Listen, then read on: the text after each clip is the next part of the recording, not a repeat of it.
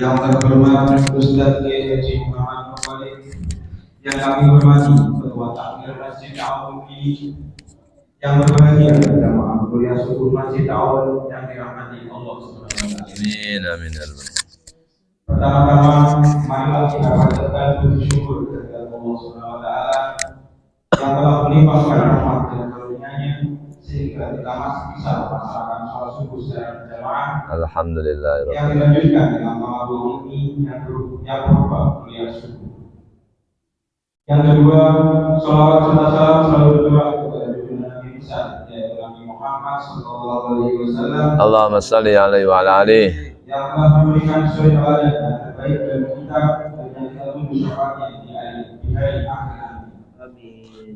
Hadirin yang masuk yang berbahagia, pada hari ini Selasa 28 Maret 2023 bertepatan dengan hari ke-6 di bulan Ramadan, kuliah subuh akan diisi oleh Ustaz Kiai Haji Muhammad Mufali dengan tema pengendalian nafsu.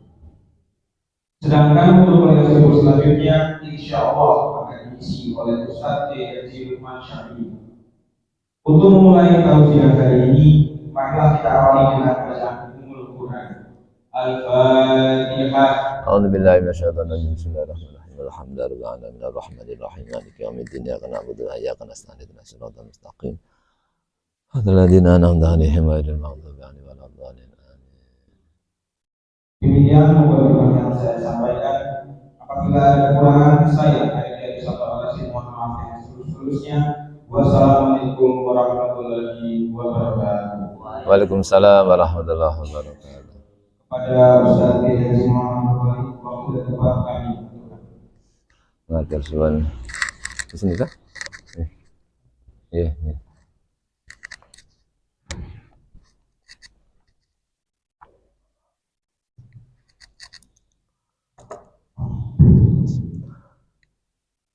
Assalamualaikum warahmatullahi wabarakatuh. Alhamdulillah. Alhamdulillahi rabbil alamin. Nahmaduhu wa nasta'inuhu wa nastaghfiruhu wa nastahdihi. Wa na'udzu billahi min syururi anfusina wa min sayyiati a'malina. May yahdihillahu fala mudilla lahu wa may yudlilhu fala hadiya lahu. Allahumma salli ala sayyidina wa maulana Muhammadin sallallahu alaihi wasallam wa ala alihi wa ashabihi ila yaumil qiyam.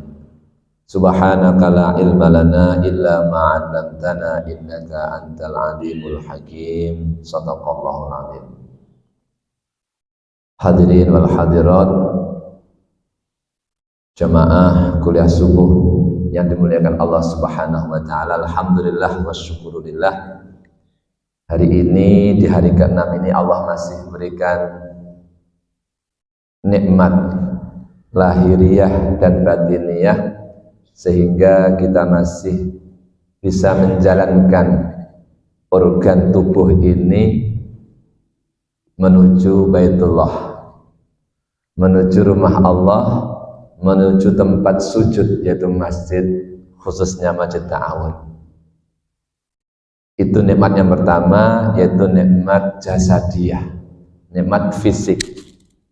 Yang kedua, alhamdulillah kita diberi nikmat ruhaniyah, karena yang menjalankan jasad itu ada sesuatu yang tidak kelihatan. Ala wahyal qalb, itulah namanya hati.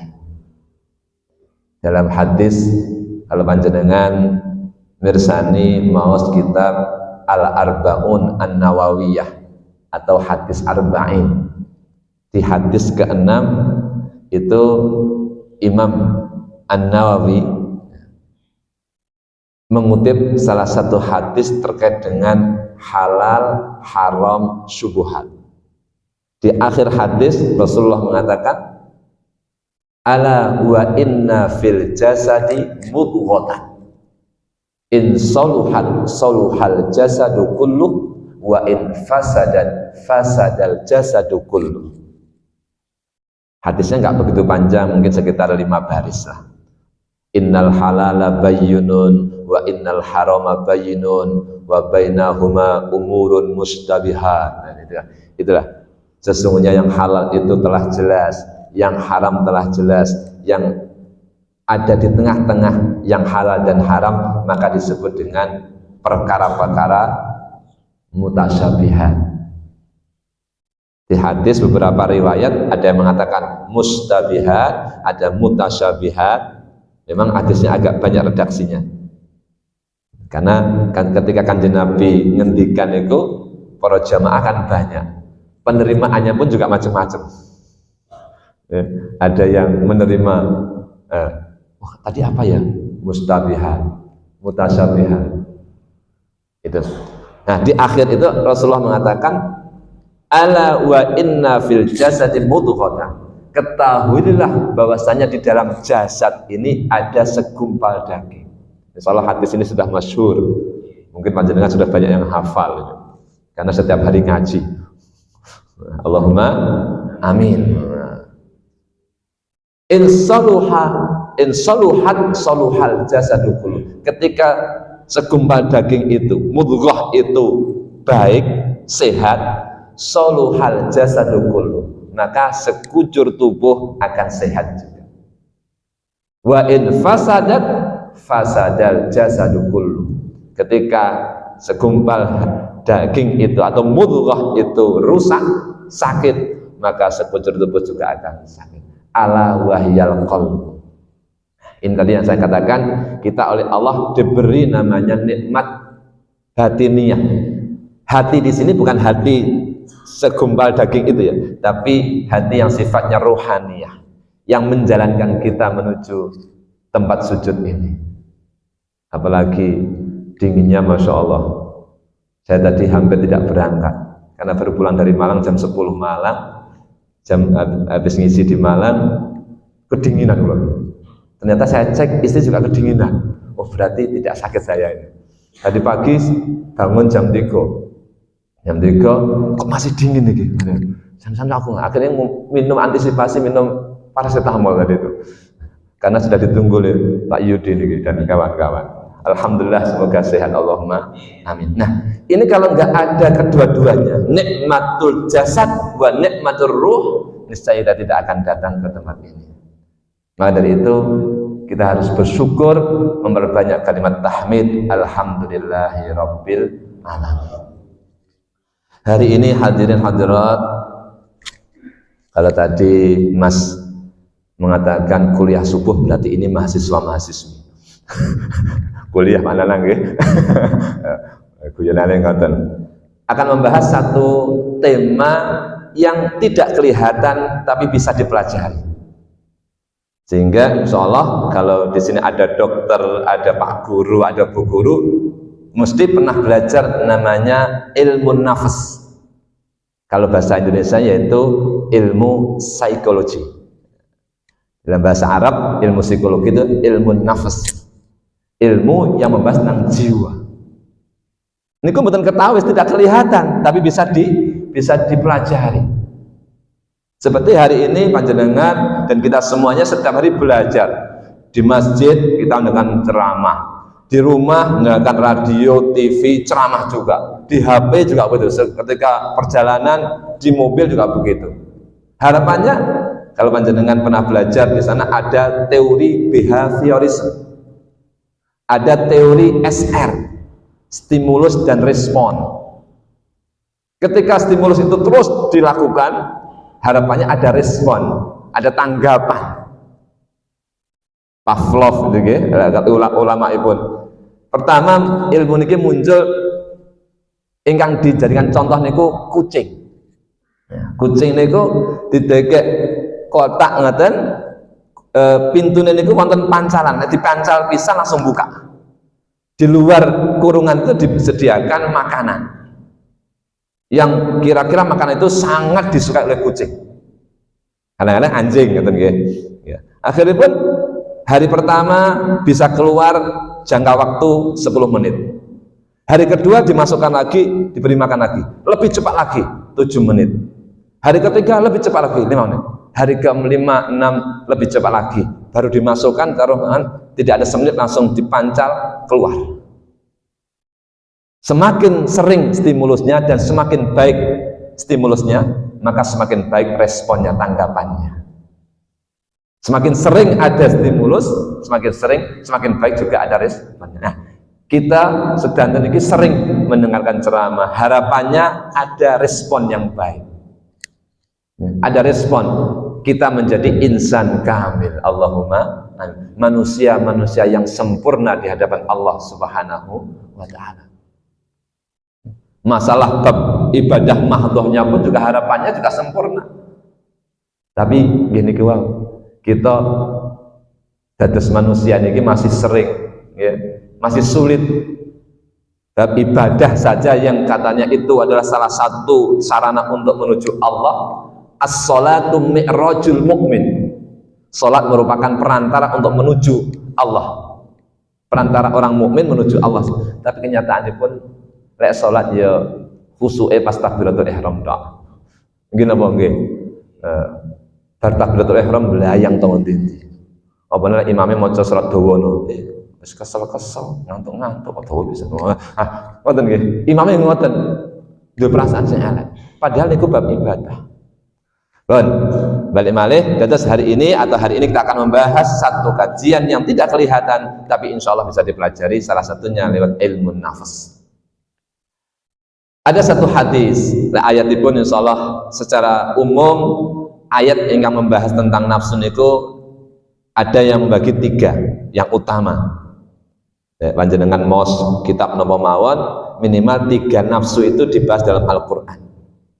Yang pertama yang tulis dalam surat Yusuf ya, ayat 53. Wa ma ubarri'un nafsi inna nafsa la ammaratun bisu. Inna nafsa la ammaratun bisu. Sesungguhnya jiwa itu pasti mengarah kepada sesuatu yang jahat, yang jelek. Nggih.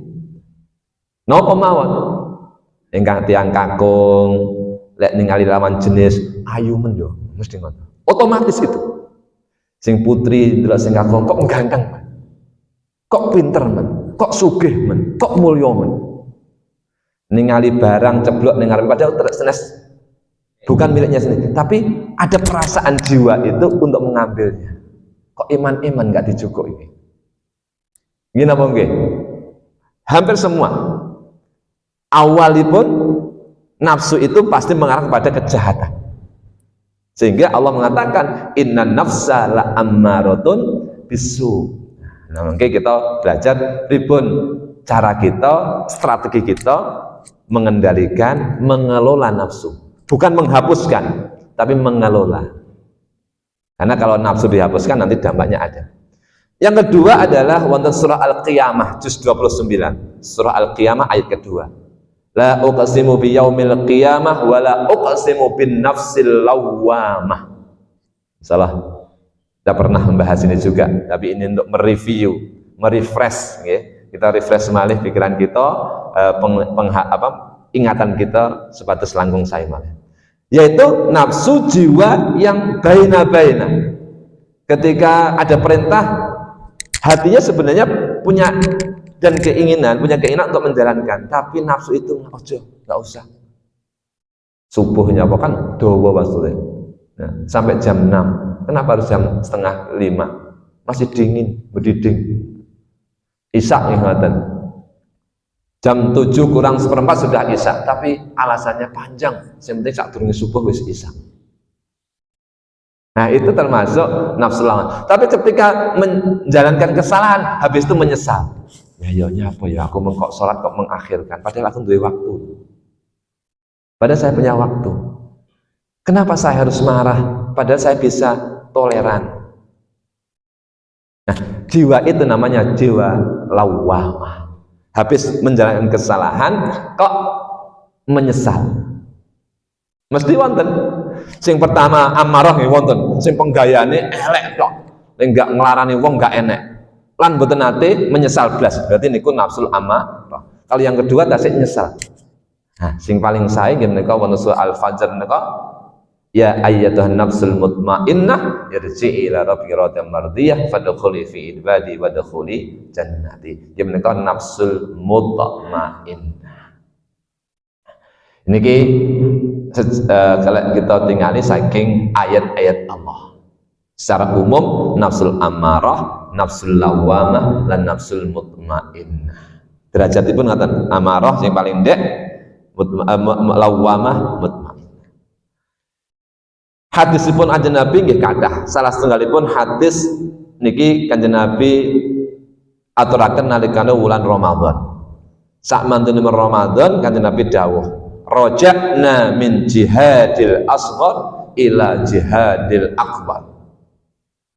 Kita kembali dari perang jihad. Apa itu? Yang pertama jihad asghar. Nalikane Ramadan niki wau pas nalikane perang Badar. Perang paling ageng. Ternyata nalikane kundur saking perang Badar pas wulan Ramadan niku jenengan dawuh, "Raja'na kita kembali dari perang yang kecil menuju perang yang paling besar." Akbar niku kan maha besar. Allahu Akbar. Kosok wangsulipun asghar. Ini kalau dalam bahasa Arab namanya pun ismu tafdil. Kabirun itu besar, lek akbar paling atau maha besar. Shaghirun kecil, asghar berarti paling kecil. Kita baru perang dari yang kecil itu. Ya Rasulullah, perang Badar ini perang yang besar kami alami ya Rasulullah. Kenapa panjenengan kok matur masih diibaratkan sebagai perang yang kecil? Terus apa itu perang yang besar? Wa huwa jihadun nafs. Jihad melawan hawa nafsu sendiri. Insya Allah ini kepus masyhur, sampun masyhur, tapi kenyataannya pun kita banyak yang belum bisa mengendalikan nafsu. Para jamaah, Bapak Ibu hadirin rahimakumullah. Bab nafsu niki intinipun satosipun kita belajar masalah hati. Atas hadis yang kalau waswau, ala inna fil jasadi mudghatan kau, ala wahyal qalb. Panjenengan maos kitabun Al-Ghazali, Imam Abu Hamid bin Muhammad Al-Idris Al-Ghazali niku nggih. Nah, niku hati niku dibagi wonten sekawan. Wonten ingkang namanipun qalbun. Wonten namanipun ruh. Wonten namanipun nafsu. Wonten namanipun akal. Jenis akal niki nggih, akal dalam hati. Lek akal niki sami kewan kali menungso sami sedanten gak ada akal, tapi menungso benten.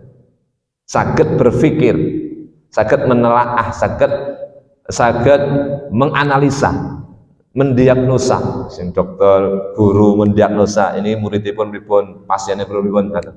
Niku akalipun menungso. Niki menurut Imam Al-Ghazali.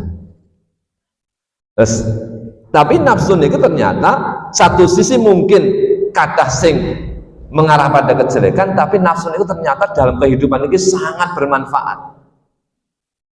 Umpami teng donya niki mboten wonten rudhah. Sinten niku penemu diesel niku Pak Yudi. Ya.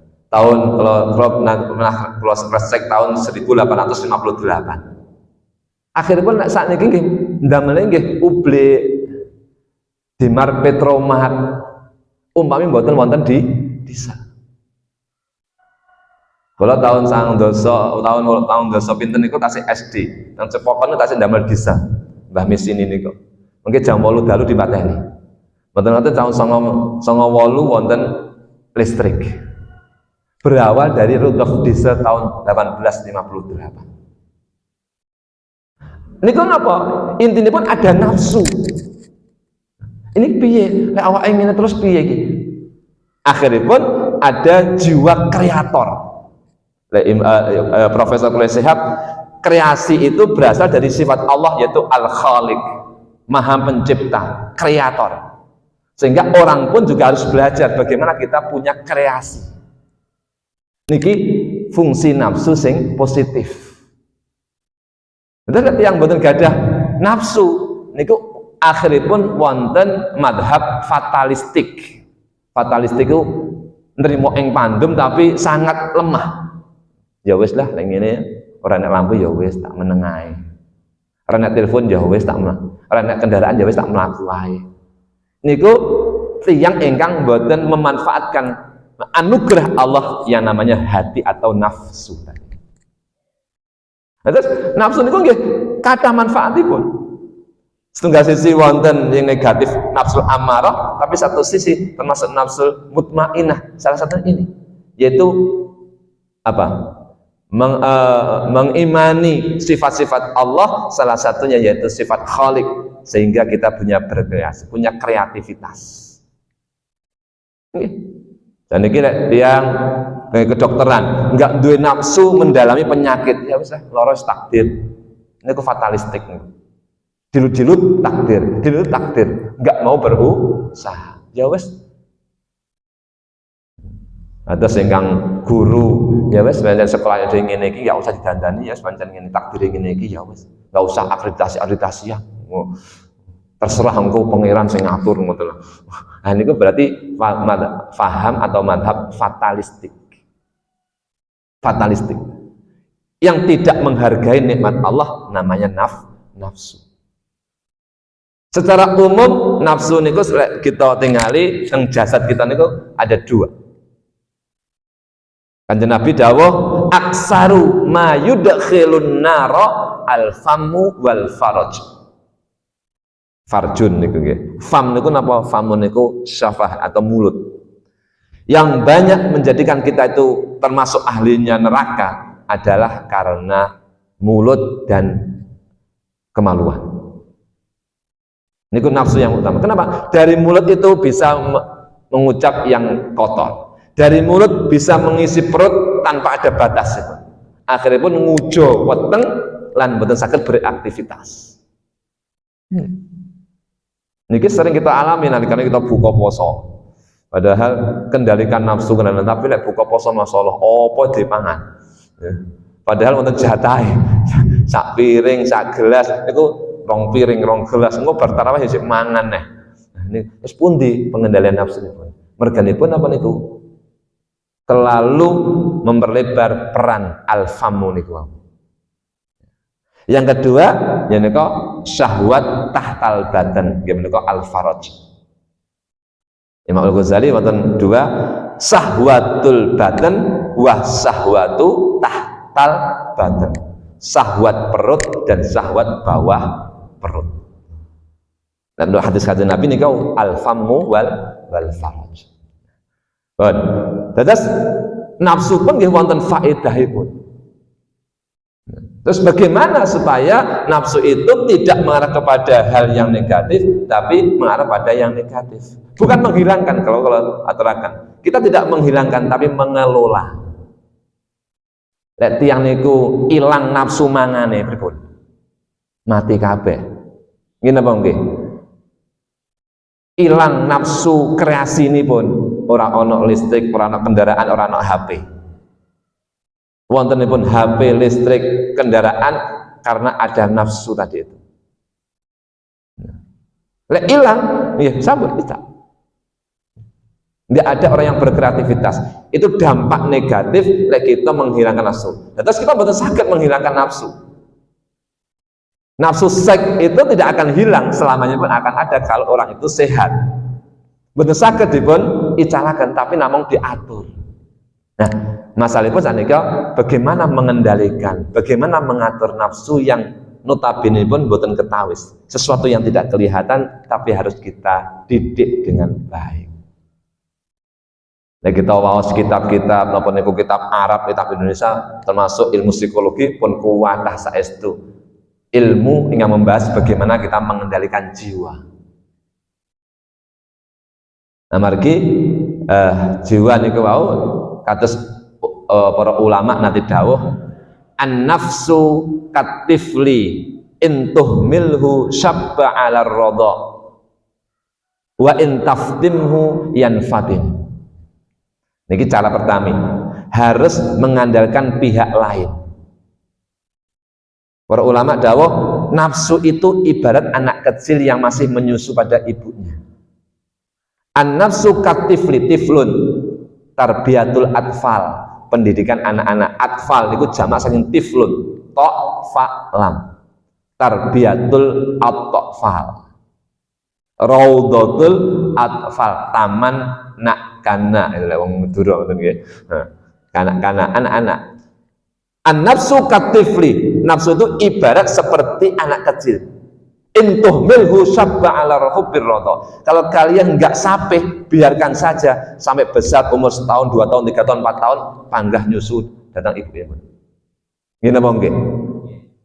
Wa in taftinhu yanfad. Tapi ketika kamu maksa untuk disapih, insya Allah dia akan pisah. Caranya pun apa? Berarti perlu peran orang lain. Anak yang punya nafsu tadi harus ada pihak lain, yaitu ibu pun, bapak pun. Bagaimana anak itu bisa misah dari ASI? Ini yang pertama. Gimana kok? Memang mengandalkan peran orang lain. Napa niku lek kita belajar ilmu psikologi, ada motivasi intrinsik, ada ekstrinsik, ada dawafi, ada khiliyah, ada dawafi al-kharijiyah. Ada penyemangat yang sifatnya dari dalam hati sendiri, ada penyemangat dari luar, termasuk orang lain. Nah, termasuk kita belajar ngoten niki. Panjenengan nggih belajar sebatas semangat patus ilmu, kula nggih belajar, kula nggih mengkaji terus. Nggih, kula modalipun Yai khairut ta'allumi at-ta'lim. Sebaik-baik belajar adalah mengajar. Terus kalau niki nggih belajar, kaya-kaya ngajar.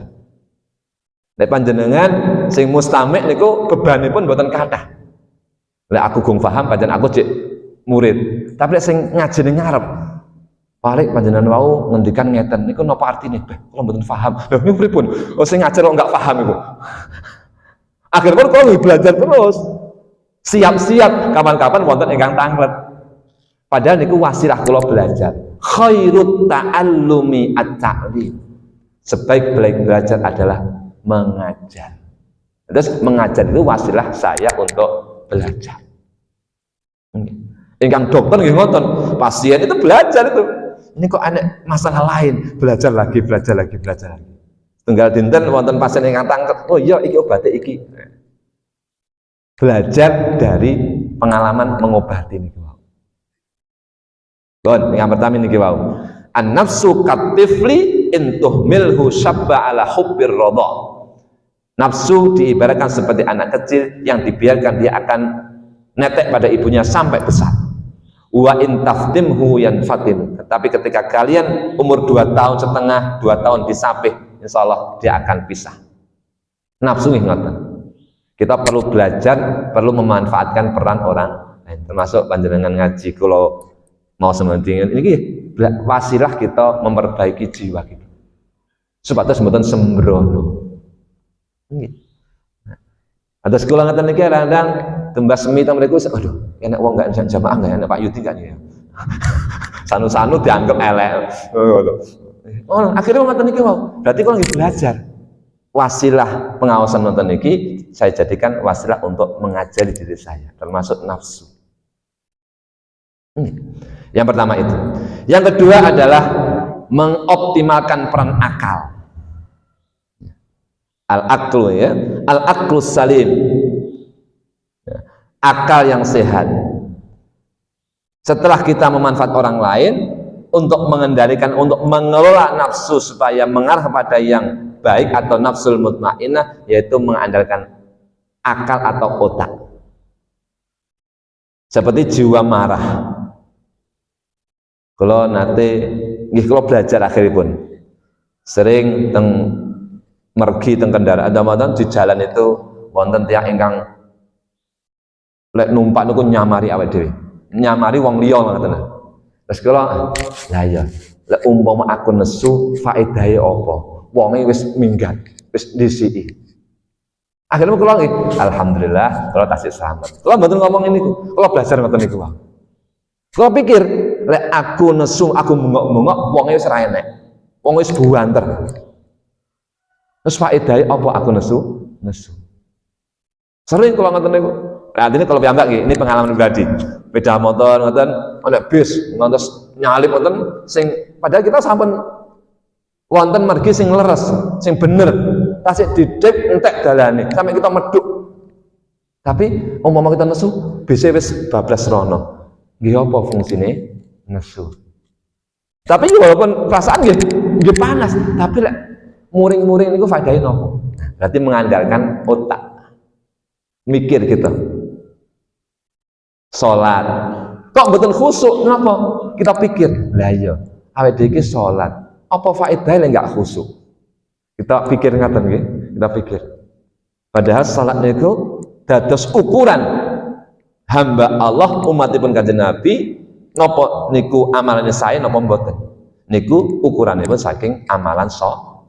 Lah lek kita salat pisan lek enggak khusuk. Nah, dipikir mengandalkan otak. Sing lari-lari mas-mas sing kita sedang sing belajar. Lek awake dhewe enggak belajar tenanan, pikir monggo. Padahal waktu itu tidak akan kembali kedua kalinya. Seperti sepur niku ora bakal kaya iku, mesti waktu keandaan pun berbeda. Lek saiki Allah maringi wekdal untuk belajar kok enggak kita manfaatkan. Terus apa fungsine urip? Dipikir. Mengendalikan nafsu dengan otak, dengan akal. Insya Allah, napa mawon kita bersani. Kita tumpun mawon panjenengan mesti gadah pengalaman piyambak-ambak. Sing jadi petani, pedagang, dosen, dokter, napa mawon mesti nate. Apa fungsinya marah? Walaupun marah perlu, tapi ada tempatipun. Kanjeng Nabi nate dawuh, alimu auladakum as-shalah wa hum abna'u sab'in. Ajari anakmu untuk melakukan sholat ketika mereka itu umurnya 7 tahun. 7 tahun insya Allah dereng balik, belum balik, tapi sudah dikenalkan. Alhamdulillah daerah kita sampun wonten TPQ, teng dalem gitu pun ajari, teng sekolah kita sampun diajari, SD sampun diajari. Padahal itu dereng wajib, dereng balik. Terus wadribuhum wa hum abnau asyrin. Tapi ketika mereka sudah umur 10 tahun sudah balik kok belum sholat, maka wadribuhu secara etimologi secara bahasa wadribu niku pukul lah. Nah, pukul niku macam-macam, nyablek nggih mukul, ngepuk nggih mukul. Saya kira ini ada tahapan. Berarti kan niku wujud ada emosi. Kita ada emosi kan, tapi emosi yang benar, ada tahapan-tahapan itu. Enggak langsung, anak enggak langsung sikat. Nah, ada tempatipun emosi, tapi sesuai dengan posisinya, kadar itu. Nafsu penting, nafsu seks penting, tapi ada jalurnya. Nikah, mboten jajan neng dinti, akhirnya wonten MBA, married by accident. Nah, melentus neng dinti, hamil neng dalan, married by accident. Lewis hamil baru dinikah nih. Pas pacarannya mbok bapaknya enggak ndang dirabek nih, tapi hamil baru dinikahkan. Ini kadang-kadang seks ada, fasilitasnya ada, tempatipun lewat pernikahan. Terus agama Islam itu sangat sempurna. Inna dina indallah Islam itu betul. Mboten saged kita menghilangkan nafsu seks itu enggak akan mungkin hilang. Bagi orang sehat lagi, kalau tekankan bagi orang sehat enggak akan mungkin akan hilang nafsu seks itu. Termasuk melihat sesama lawan jenis itu lumrah. Enak wong glowing ayumen ya. Makanya Kanjeng Nabi lek wong sing wis nikah, lek nang njaba omah delok sing bening-bening ndang mulya, delengen bojomu. Itu naluri, lumrah ngoten lho nggih. Lek ndelok wong ayu kok, alah apa iku? Iki berarti gak normal wong iki. Ndelok wong ganteng gak, ndelok wong pinter jek enom. Kalau wingi kalau wisuda niku wonten umur 28 wis doktor. Kula wis 46 teh. Kok pinter men iki ya. Kalau mbaten ngoten. Kalau mbaten. Nggih, lek enggak mbaten berarti ora normal iki. Ora normal. Nggih. Umur 28 wis doktor. Rumiyin murid kula 17 pun doktor. S1 4 tahun langsung S2, umur 22 tamat S1, 24, 26 ya, 24 S2, 26 S3. Ya, saniki dosen alikam, prosidin niku. panjenengan browsing teng internet wonten Rasidin Al-Hikam niku wonten. Niku sebulan bisa membuat 6 buku. 1 bulan. Nggih, niku ahli tafsir Tarbawi niku. Rasidin niku. Mondoke wonten Tumapel Singosari. Umur 26 pun dokter. Dosennya umur 46 baru dokter. Nah, akhirnya pun kula ningali kita punya nafsu meri. Niku lumrah. Wong putri, wong kok glowing men biasa ini. Tapi dijadikan sesuatu yang positif. Ada jaluripun nyenengi wong liya, ya wis rabi ya ngundang mulia. Nek dereng rabi ndang nikah. Ya ma'syaras sabab. Ya, man istata'a minkum ba'ah falyatazawwaj. Wahai pemuda yang oleh Allah sudah diberi kekuatan, ilmu, harta dan umur, cepat nikah. Karena itu nanti bisa mengerim, memfilter nafsu. Kalau enggak cepat-cepat nikah, akhirnya pun ngumbar nafsu, malah ngumbar dosa. Naudzubillah summa naudzubillah. Yang kedua nih wau, akal. Mikir sedanten monggo. Nomor 3, gimana bab roh utawi ati, utawi basiroh, mata hati. Di angan-angan. Pikiran ngoten baru diangan-angan. Oh iya, nggak perlu marah-marah. Walaupun marah niku perlu, tapi saiki ora perlu marah-marah. Apa fungsi ini? Apa faedahe marah nang dalan? Malah wong kaya wong gendeng, muring-muring dhewe gak enak koncone. Gitu. Akhirnya nek wonten napa mawon di husnudzoni. Napa mawon belajar husnudzon. Walaupun kita nggih gadah nafsu niki wau, nafsu madahar nggih wonten. Nalikane wonten hidangan apa le prasmanan, wonten manten wonten nika berbagai macam daharan wonten. Nggih. Kita saged ngerim basirah, lek tak pangan kabeh wetengku ora cukup. Pertama mikir ngoten, tapi akhirnya pun iya, wis to, gek nang mburiku ya cek akeh sing gong mangan. Lek aku mangan tak entekne engko sing mburiku engko mangan apa, mangan piring. Gitu.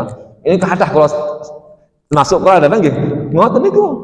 Jenenge ora tau mangan terus kathah daharan ngoten. Kula nate kumpul kali Bu Khofifah. Nalikane kula tumut MUI teng Jawa Timur, didangi iwak salmon. Ora tau mangan salmon. Bagi enak apa? Padahal dipun wareg. Lah wonten bebek sinjai, enak iwak salmon sing ngundang gubernur. Ya pengen kabeh. Teng meja teng yang MUI kula makili Malang, saking perguruan tinggi ngoten. Ya, pripun eco mboten? Eco. Nang nyobi. Eco mboten? Eco. Ora iso ngerem famun niku wae. Ya ora pisan-pisan mangan salmon lho, regane larang. Akhirnya pun nggih nafsul fam niku.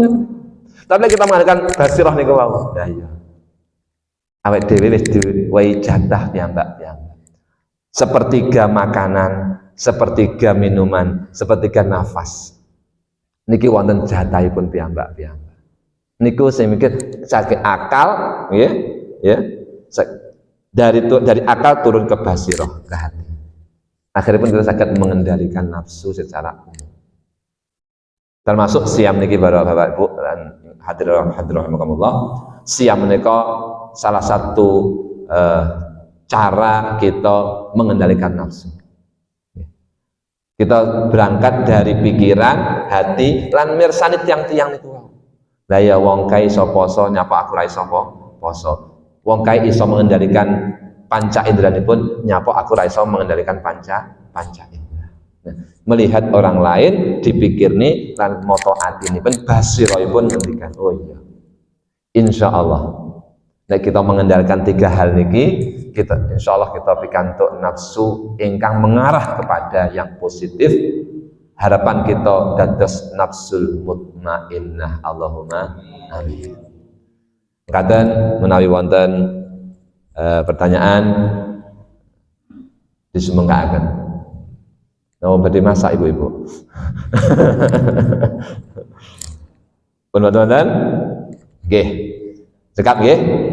Mekaten ingkang kita bahas enjing niki sundah malih monggo kita sarang-sarang belajar. Sarang-sarang belajar amargi sering kula aturaken kula menyitir satu ayat wala taziru waziratu wizra ukhra.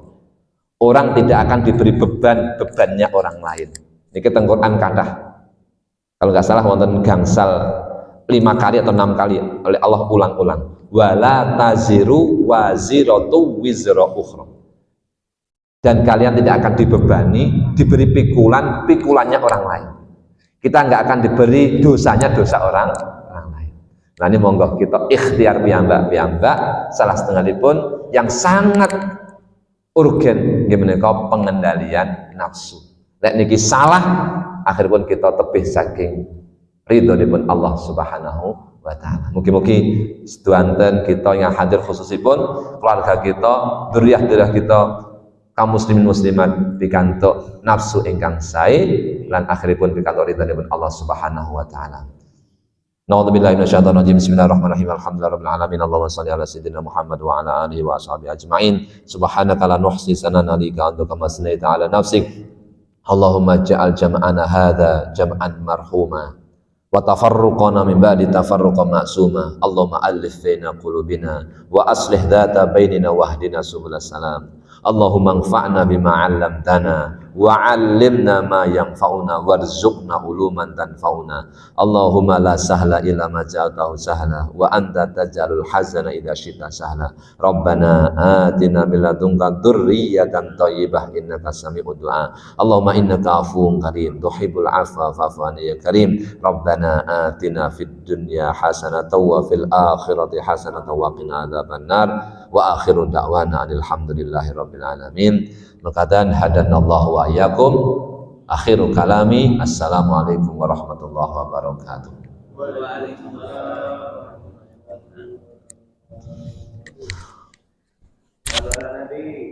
Allahumma shalli ala